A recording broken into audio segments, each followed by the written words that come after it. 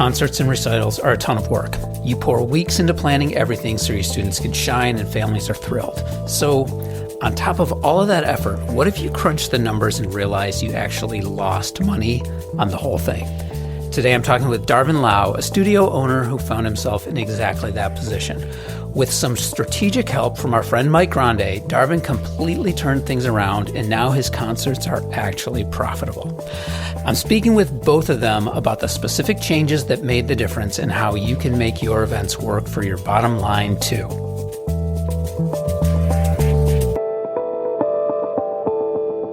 I want to talk real quick about instructor training. Training is incredibly time-consuming, and it's actually something I used to avoid because of it. I'd hire a new guitar instructor and basically cross my fingers, hoping for the best.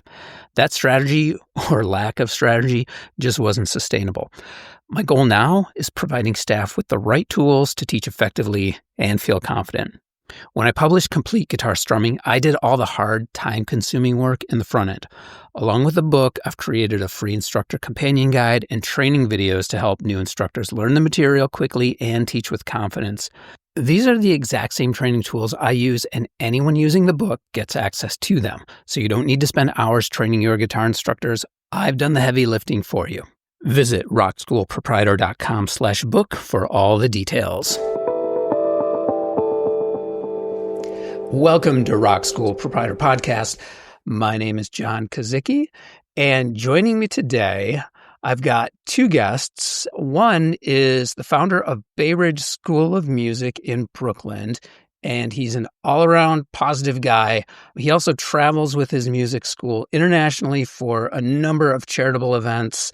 Darvin Lau is joining me, and returning again is the founder of Rock Out Loud Live, owner of 3 music schools, inventor of a number of music-related products, Mike Grande. Gentlemen, how are you today? I'm doing great. Awesome. Thanks for having me. I think the audience is tired of seeing and hearing me and my voice. Well, Mike, I'll tell you what. Yeah, you hold the record at this point for 3 appearances on Rock School Proprietor Podcast. But last time we spoke, at the end of our conversation off mic, you had pitched to me an idea. And I loved it because right now, I am, as we're recording this, I am in concert prep mode for my studio. And in about a month, we're going to have about 20 bands performing over the course of 2 days in our end of session concerts. And you had pitched the idea of making these events and these concerts that we do in our music schools more profitable. And you had also mentioned that you'd helped Darvin with his school, Bay Ridge School of Music, you shared your knowledge. You shared what you do in your school with Darvin so that Darvin could make these events more profitable. And I thought, this is perfect. Let's get Darvin on here. Let's get Mike on here.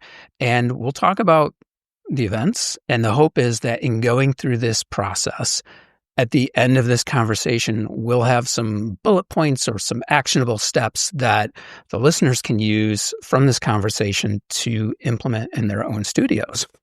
So, to get it started, Darvin, why don't you describe maybe what your concerts and your performances were like at Bay Ridge School of Music before you implemented Mike's ideas? Sure, absolutely. So I think, in the beginning, we didn't even really charge for our concerts. So then, we had, exactly. Yeah, I know. Yeah. So then you kind of get people who, first of all, aren't as serious, right? Because they're not really invested. They'll come or not come, or say they'll come, they won't come.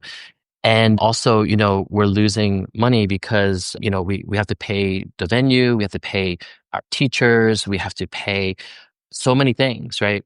And so that's what it looked like. I think during the very beginning, we actually used our own space here in Brooklyn. We have a little, we could fit about maybe 30 people. So it wasn't it didn't cost as much, but then we started, renting real spaces outside, and then it started costing more money and all that. So that's what it looked like. It was, we were losing money. Okay.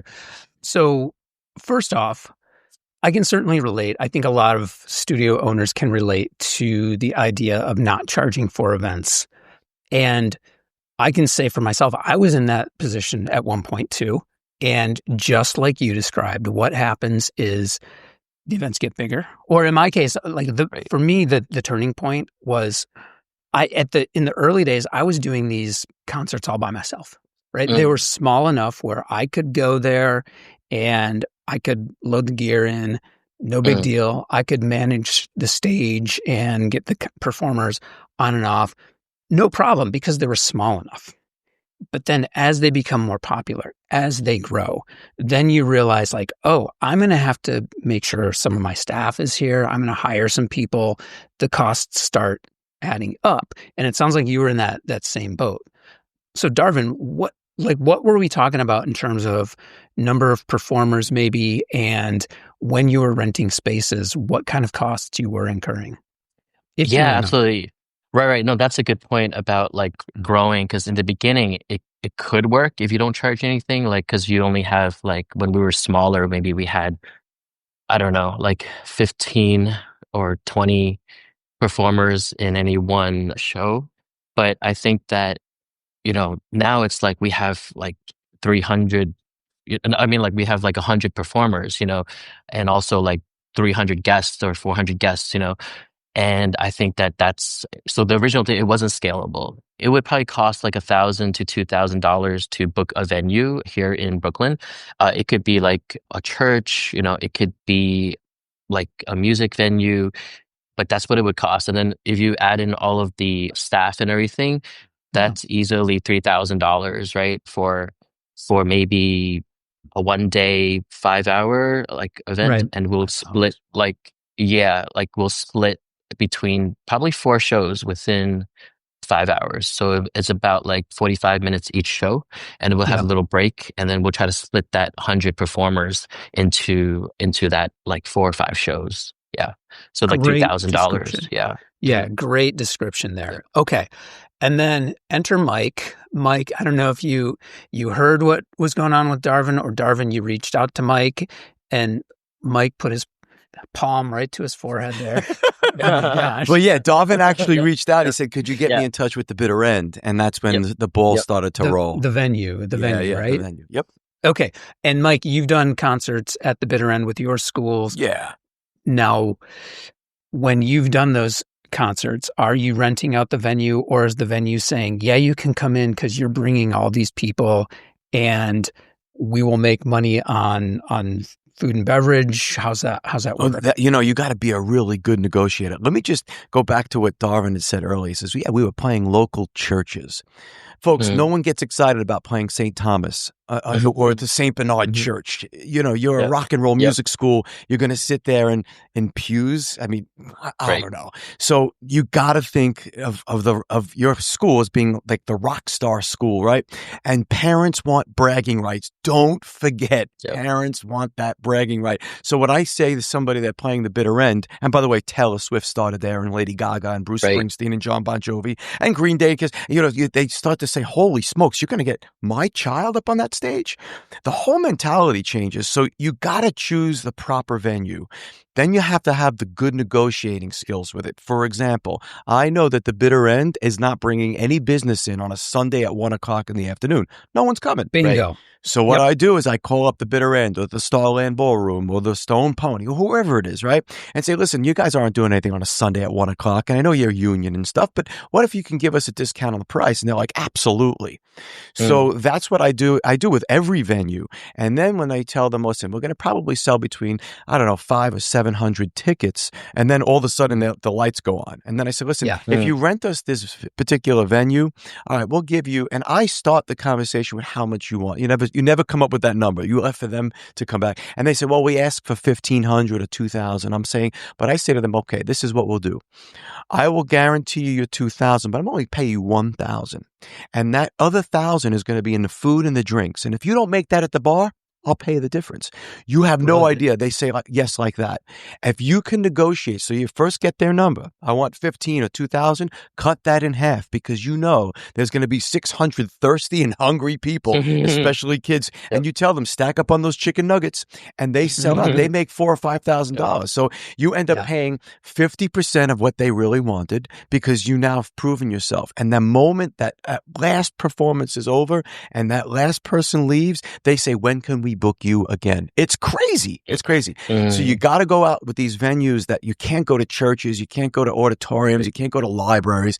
You got to go to venues. And there's everybody in a local town or city, they have a local venue that people, big names come to. You just got to speak to them and never underestimate what a parent is willing to spend on having their child play on the same stage as Guns N' Roses and Green Day and Taylor Swift and Lady Gaga. Never, because those are the bragging rights, because on Monday morning, they're at their schools or their homes or their jobs and their offices and say, "Did you know my kid just played a stage and the night before Guns N' Roses was there?" And that's what happened to us last year. It was crazy.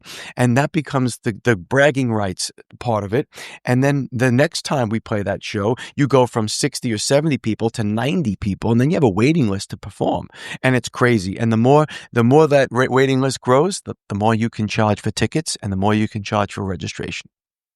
Great advice. Yep. I agree wholeheartedly, Mike, when you said go for the flashy venue. Yeah, you have to. Avoid the churches, avoid the community centers, Yes, the retirement homes. I mean, there's a time and a place for that stuff, not knocking it for those instructors who do utilize that stuff.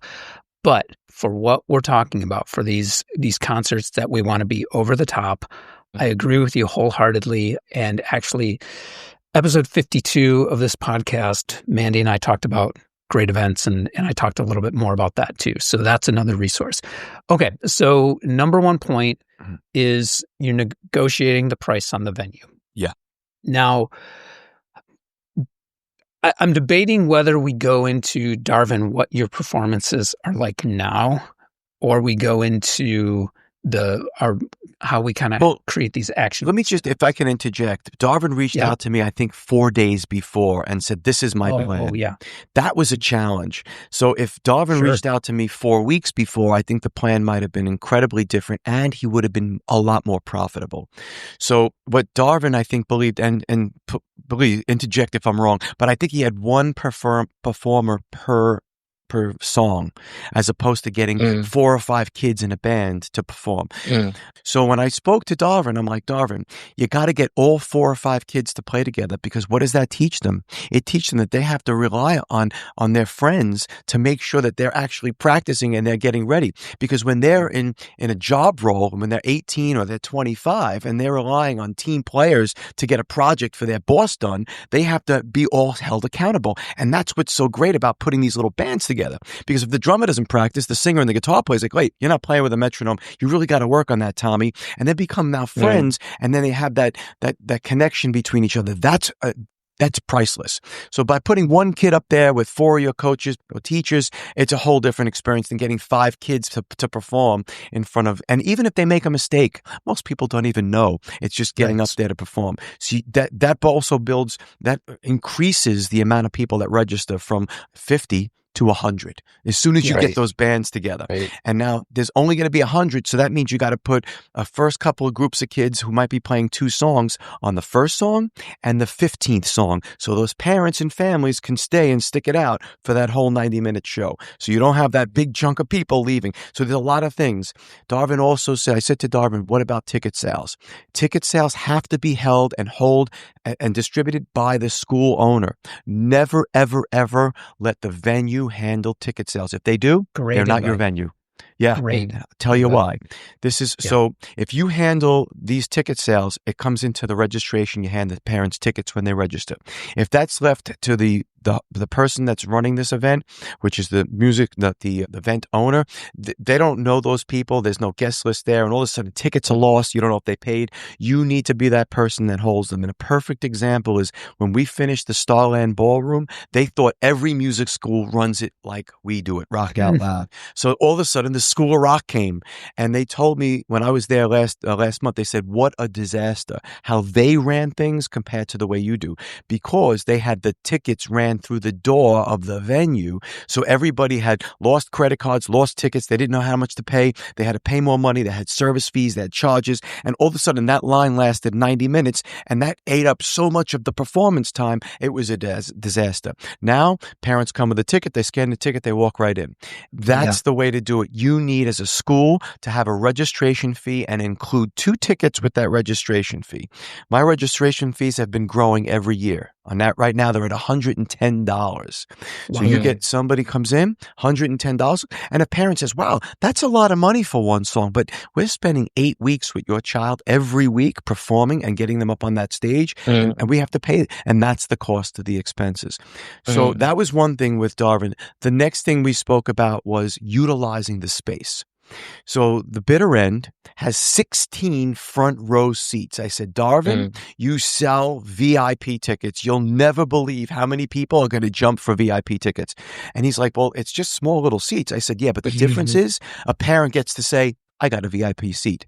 When we did that at the bitter end, it was amazing because we charged twice the cost for tickets. More than that. Tickets were $20. No, we charged $45. Tickets were $25. So we charged $45 for VIP tickets.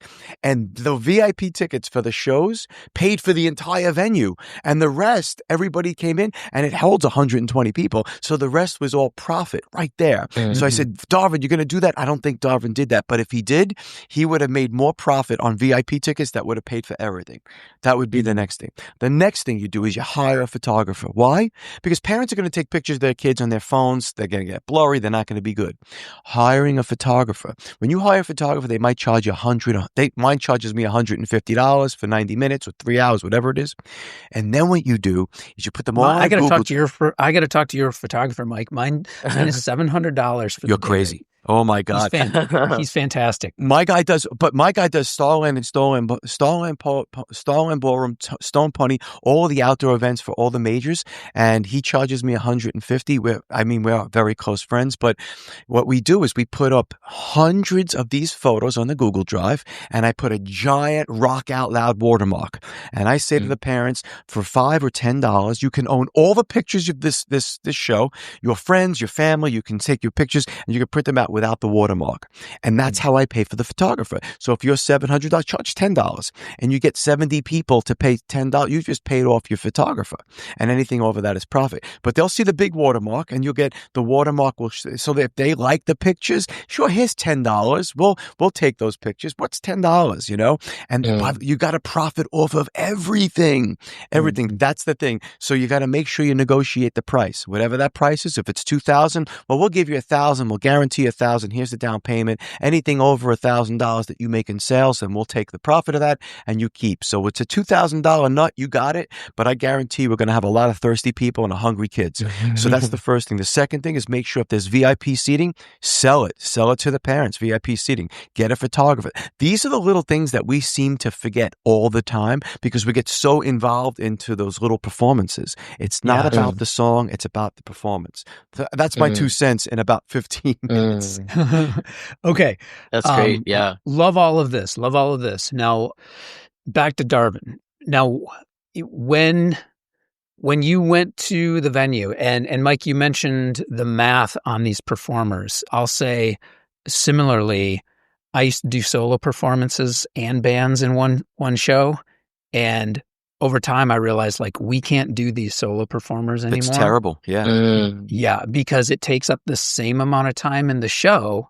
Yep. But what's happening is each one of those solo performers is bringing the same number of people as everyone else to see just that single performance. So Darvin, now when you did the show at the bitter end, now it sounds like I didn't know this going into the conversation, but 4 days before the performance at the bitter end, you had this conversation with Mike.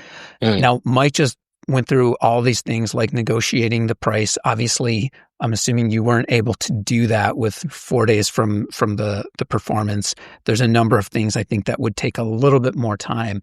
But after speaking with Mike, how have you or how are you going to change some of these processes with your performances? Talking to Mike, it was amazing that, big shout out to Mike. Because actually we did, end up actually making like $2,000-3,000 at the end of Great. instead of losing $2,000-3,000. And so I think that it was so amazing that people, like Mike said, usually the venue is about $1,500, maybe $2,000. But if you keep bringing them that business of eating and drinking, right? And most of them are clients. I think they our students, and the parents ate like $1,500 worth Yeah. of like whatever. Mhm. So like my bill was like $300, right? Rather than paying $2,000, right? So that was Yeah. so amazing. And Mike's right. Like next time, definitely charge VIP tickets. But just that alone, the venue alone, and first of all, the sound was amazing, much better than any church venue, right? And we usually had to bring like everything, like Yeah. drums and all that stuff. But at the bitter end, they had the whole back line, and Mhm. and that's a term I just learned. It's like the whole backline. I was like, what's a backline? But anyway, like we all had to do was bring cymbals and like a hi-hat or something like that, like a snare drum. And they had everything set up. The sound guy was amazing. The service was amazing. One thing Everything you was should set up. say, wait a Yeah, second, do you tip the sound guy? Do you tip the service? 1,000%. Even if it's $50, absolutely. they will be shocked. And by the way, you do it closer to the middle because now Yeah, now they know, and then they push in a little bit more, but they know the next time that you perform there, they're going to want to do your sound. You'll become, right, I've had so many great relationships born from a $50 bill because you tipped yeah, them. And now all of a sudden Right. they're telling everybody, rock out loud, you got to get these guys in. And that's why you become so right. popular. Okay, so you made a little bit of money, Darvin. That's fantastic. A lot more money. Now, I was, yeah, you know, great. You're not in the hole with yeah, the yeah. Like, performances. yeah, and like, we got to take the whole staff out to like, like sushi afterwards, like, and that was like a $500 bill, right? Like, so, but that's great because like we're making like $2,000-3,000 rather than losing $2,000-3,000. Right. Yeah. Okay, so Darvin, assuming that you're planning your next concert at this point, your Mhm. next performance, what of those takeaways from Mike, how are you making changes and what are you doing to plan for the next show? I think I would streamline the spreadsheet that I have. We have a spreadsheet of the net profit that, I would definitely add, like Mike said, the VIP tickets for the front row so that we can, like Mike said, just make back at least the whole venue, like, right, in just the You want to just VIP capitalize. Yeah. sections. Yeah. And also the photos, so I think that's, really awesome. Like you can watermark it, right? And also be able to sell these photos to the parents, and that's just more income. I think every little bit, right? It just Yeah. adds up to, because sometimes we underestimate all these little things and you're like, oh no, it's fine. Just, give it away. But no, everything adds up, because your cost adds up, your expenses adds up too, right? So your income, you've got to find like, and so I think that's really smart. I think I would add the VIP seats.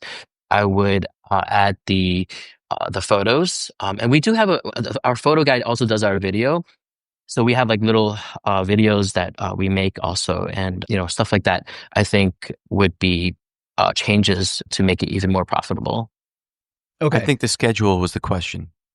It was just no, it was more in general. It was Okay. more about planning for the next concert and what he learns so that Right. he can continue to be more profitable and build on what he's learned. Now, Mike, I want to circle back to one thing and ask when you are planning the ticket prices, do you have a formula that you use in your head or written out how to determine the cost of tickets for students and parents when you're considering here are going to be my costs, my bottom line for what this concert is going to cost me, and that's going to include the rental of the venue, my staff to work the event, the photographer. You kind of touched on the fee for photography, but so maybe we don't include that. But do you have a formula, whether in your head or on paper, that you use to figure out what your ticket prices are? You just got to know your audience, right? So like a lot of the folks that come to my music schools, they'll do karate, they'll do dancing schools and so on. So karate schools charge for like the belt up thing, whatever that is, like Yeah. $300, and then you got to buy the gi, and then you got to buy the belt. So there might be a $400 package right there for a kid to Right. go and beat somebody else up. I mean, we don't do that. But and then dancing schools, you got to get a tutu, right? And there's like $200, and then you got to get your dancing slippers. So I think that if you know your audience, I say to myself, well, for $100, it justifies. Well, now it's $110, but it justifies paying my coaches for the 8 weeks and the ticket prices. Then I say to myself, well, what does it cost to go to, like, whether it's a movie and get a drink, and just it might be $10 or $20 a ticket, but what would it cost for a parent to take a picture on a stage that these famous artists actually did, and then know the music schools around you? What I could tell you is that there's not a single music school in my state that could have or pack a venue like the Starland, or only because I bring my music schools in from New York and from Jersey, and we can really pack it.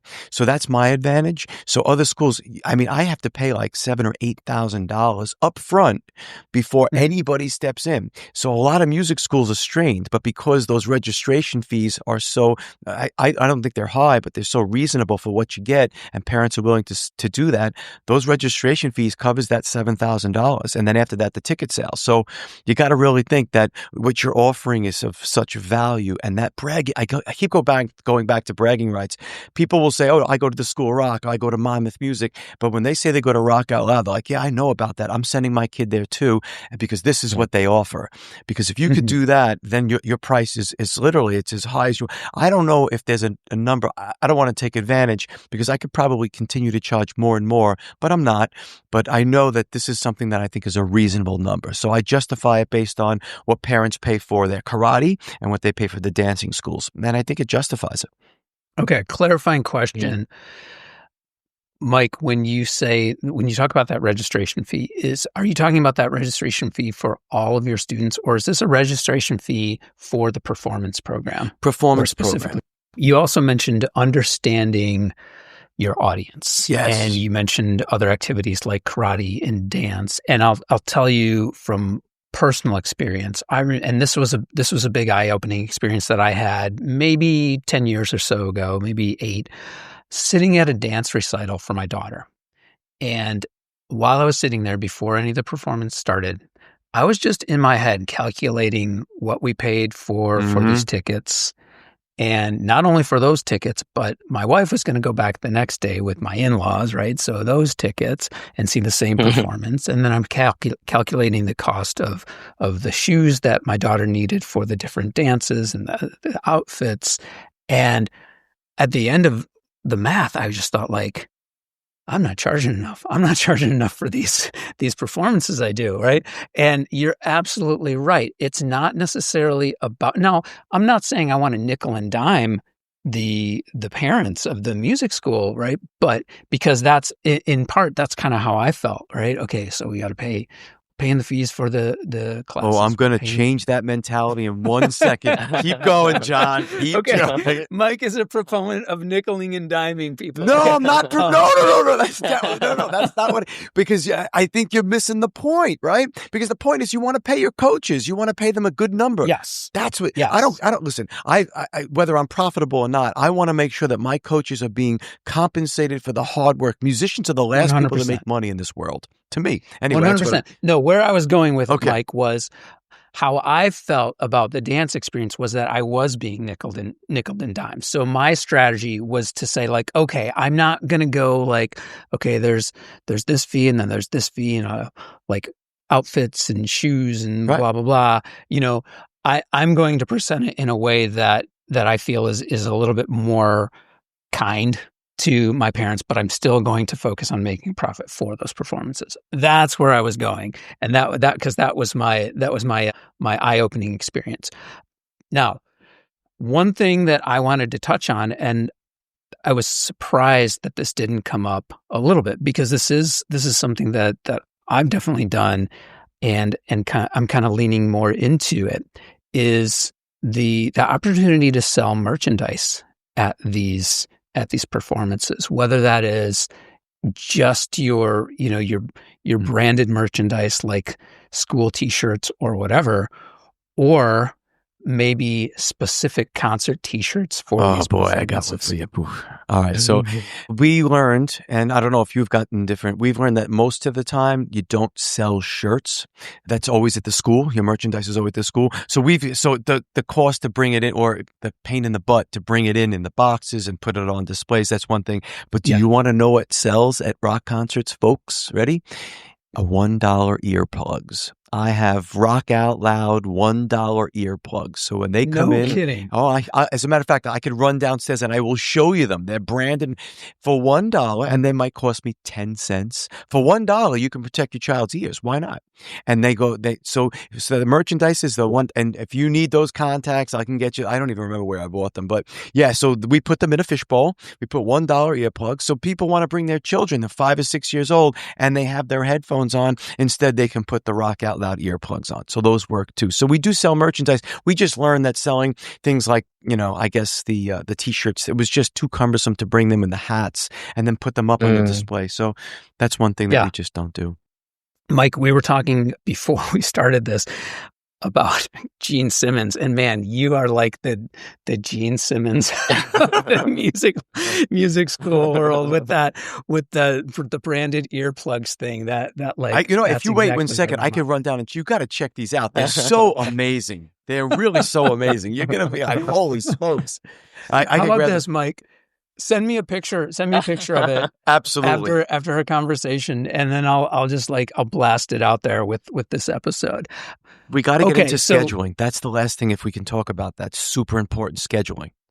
Okay, yeah, let's talk about scheduling. Okay, so when I spoke to Darvin, I said there's 3 times that I run a concert, 2 which are very, very important. The first one is in March. We do March because it's the winter time, and then a lot of the folks who get their Christmas gifts, their Hanukkah gifts and stuff like that, they get their new instruments. You really want to get them juiced. So you need to say, hey, listen, you just got your gift for Christmas, and all those folks that come in, because sometimes you get somebody that learns how to play, and in a month they're like, I'm not interested. But if they sign up in January and they know they have a big concert in March, you're going to keep them, and they're going to be doing that concert in March. That's a really good time to do it. The second, this is the most important, the very last Saturday or Sunday in the month of June. Why? When parents are getting ready to go on their vacations and school's going to be letting out soon, if you make it the very last weekend of June, that means they have to stay for the lessons and all those rehearsals for the month of June. Before we did concerts 10 years ago, in May, we started to lose people, sometimes even in April, because we were getting ready for the summer. We maintain a full clientele of students until the last week of June. It is amazing for your school, and it's going to keep your coaches full for that whole month, whereas otherwise you would lose them. And that last month, that June performance, the profits that you make will withhold you for the July and the August months, where we lose 20%, 25% of students. Simply, that's just the way it is. That's the nature of the game, right? That's the season of music schools. So now you have the profit to hold you over. That's why that's so strategic. The very last Saturday or Sunday, you got to do it. That's a non-negotiable. And the last one we do is November. The reason why I do it in November is I have a big charity event. And so I started this thing called Mateo's Mission. My son wanted to feed families at 9 years old. We've been doing it now for 11 years. We hold this last concert. It's generally at the Stone Pony. We'll auction off guitars, but all that money, or the money that we build up for that charity, goes to feeding families. If you do these events strategically, it's not so much about profiting as now all that money that we make on top of the charities, because once we feed the X amount of families, now we have the rest as profit. That profit goes to bonuses for all of my coaches. And there are Christmas bonuses given. Every one of our coaches work a certain amount. Like the full-time coaches, they all get bonuses. They're very generous bonuses. And it's not being nickel and diming. It's knowing that we are giving something back to the community, and I'm showing my coaches how much I appreciate them. That's great stuff. Great stuff. Okay, so last question for Darvin as we bring this home. Of all those, Mike gave you so much to think about, all those points. What are maybe your top takeaways and the things that you feel like for Bay Ridge you are going to implement? Obviously you're going to want to implement all of them, but it's a process. So what are priorities for you to see more profitable events for Bay Ridge in the near future? Well, first of all, yeah, Mike, it's amazing. I see his stories and on Facebook, and like I see him giving out the turkeys on Thanksgiving. It's really amazing, and I think that, like we were saying, the profitability of it is also being able to give. Right, your Yes. business has to be profitable first. So Yes. in order to give, and I think that first of all, we're going to do more of that. I think is being able to give even more with our profitable events and also our business in general. But I think, yeah, I think, everything that we talked about is like, kind of making those changes of adding those like VIP seatings and photos and just streamlining the net profitability of every one of our events, and also adding the bands like Mike was saying, and just making sure that each time we're fitting more students into each time. We did have one band I think go on, but most of them were just single, right?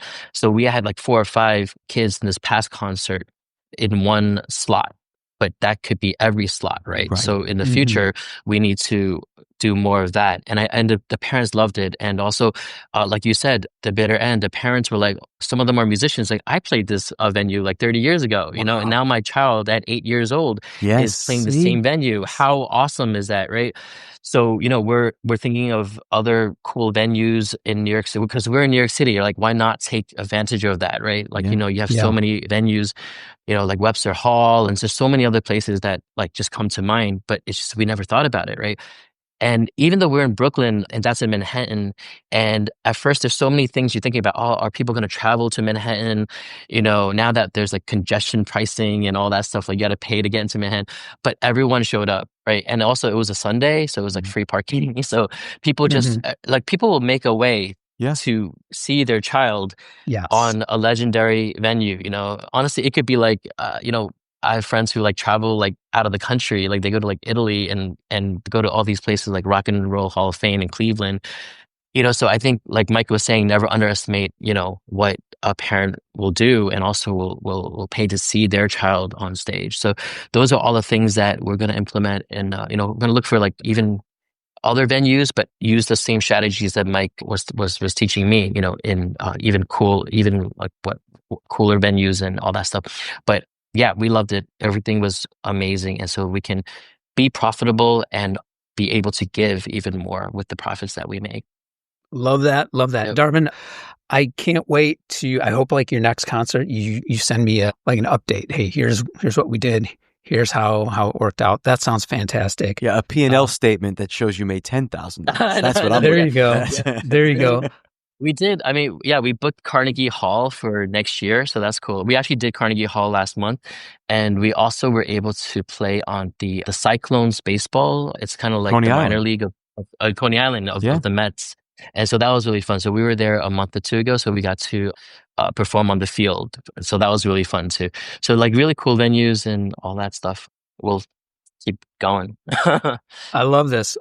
Okay, so Mike, if you're okay with this, I think I'm going to try and do, no promises, but what I think I'm going to try and do is consolidate those points that you suggested and make those available as a downloadable PDF. Would you be okay with that? Absolutely. Yeah. Yeah, and people can reach me at rockoutloud@gmail. If they have any questions, I'm open to helping anybody.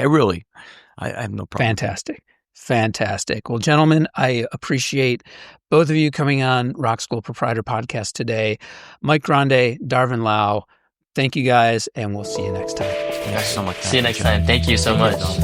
Take care, guys. Thanks again to Darvin Lau and Mike Grande for joining me and sharing so much great information on this episode. We did put together a free guide with info that Mike shared in this episode called How to Turn Student Concerts into Profitable Events. That is available, again, for free download in the resources section over at rockschoolproprietor.com. If you have questions or suggestions, send an email, info@rockschoolproprietor.com. Again, we always love to hear from our listeners.